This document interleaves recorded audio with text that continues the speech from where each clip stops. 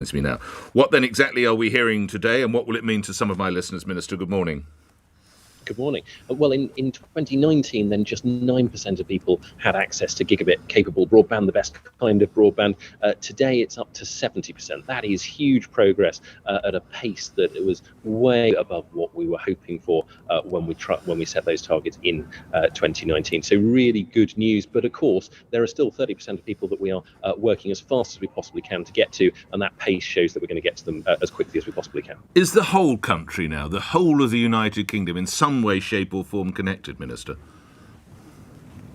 Well, in some form, all bar the most remote properties are connected to broadband of some sort, and satellite can mop up the rest. But there is a lot of work to do. I'm not pretending but anything else. But as I say, the pace that's got us to where we are today is a huge sign of intent and the things that are to come. Presumably, advance of this doesn't come cheap. What sort of money has been directed in this area, Minister?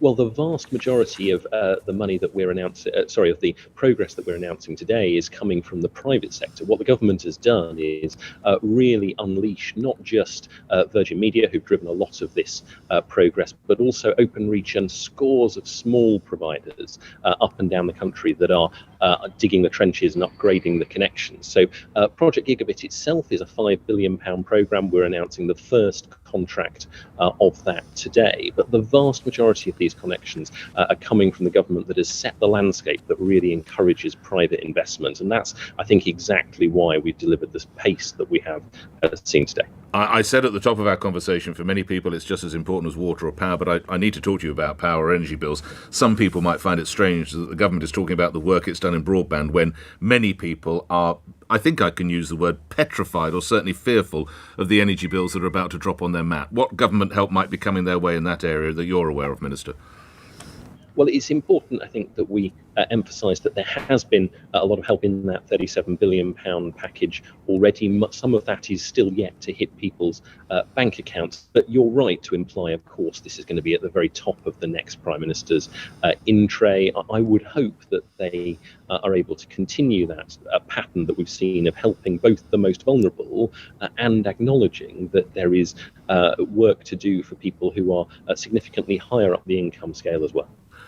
And what do you think that should be? What form should that take, Minister? Well, I think the principles that are established in the existing support, which is that, for instance, pensioners, those on fixed incomes, those on the lowest incomes, have had support up to and sometimes beyond £1,200, while other people have received £400 or thereabouts. That principle of making sure that you target help towards the most vulnerable is, I think, the thing that we should hold on to. And I'm sure that will be the approach, or that will be the effect of the policies of either candidate, because there are people, obviously, who can absorb some of these increases more than others, and I think it's right to focus on the most vulnerable. Not in any way wanting to be dismissive of £400, but given the amount of increases, though, Minister, and we are talking in the thousands for many people. Again, £400 is a lot of money. Should you care to give it to me out of your pocket today, I'd be very grateful. But it's not really going to help that many people, is it, Minister? Well, it's going to help everyone, 29 million households, to some extent, as you say, but it is not. It was devised when the landscape looked rather different. The new Prime Minister will confront a slightly different set of circumstances with a significantly higher energy price cap, and I'm sure that the plans that they come forward with, and I'm sure they'll come forward with them very quickly when they are put in place on Monday, Tuesday next week, then those will have to acknowledge that the circumstances are significantly more straitened than they were previously. A couple of other issues while I have the benefit of you on the line, Minister. You may have had sight of today's Times newspaper. People struggling to heat their homes amid rising energy prices will be able to gather at art galleries, community centres and libraries, as in warm banks, as they will be called. Birmingham, Bristol, Dundee, Glasgow and Aberdeen councils are investigating this use. What does that say after 12 years of Conservative rule? Cold people have to go to the library to keep warm, Minister. That's pretty shameful, isn't it? Well, those are initiatives put forward by local councils that are for them. What the government has to do and has done up to this point, and will continue to do in the future, is make sure that people have got the resources to heat their own homes. But they won't have. those initiatives that are put forward, I think, will be welcome to some people. Of course they will be. But what the government is doing and will continue to do is focusing on giving people the resources they need in their own homes rather than having to leave them. Is that a good look, Minister? Cold people having to go to the library to keep warm. In Britain, 2022 and presumably 2023, after 12 years of Tory rule. That's a shocking indictment, isn't it? The intent and the effect of government policies will, I'm sure, be to make sure that that does not have to happen. And welcome though these initiatives might be for some people, they're not going to be the only option. They shouldn't be the only option, as your question implies. And I'm confident that the package of help that's there and the package of help to come forward, Prime Minister will make real progress in that regard.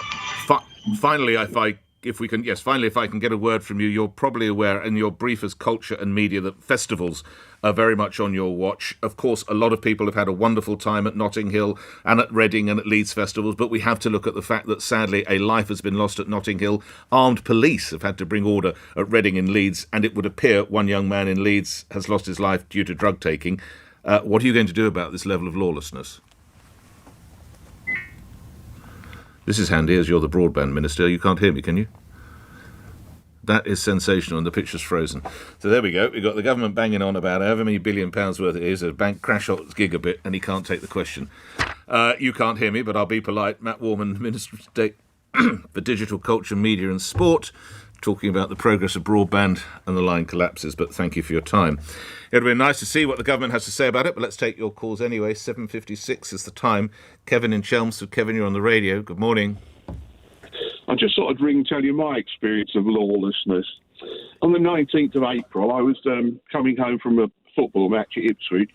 My wife and I are in our car. Suddenly, on the A12 at Capel St Mary, a car hit us so hard from behind that our car rolled over.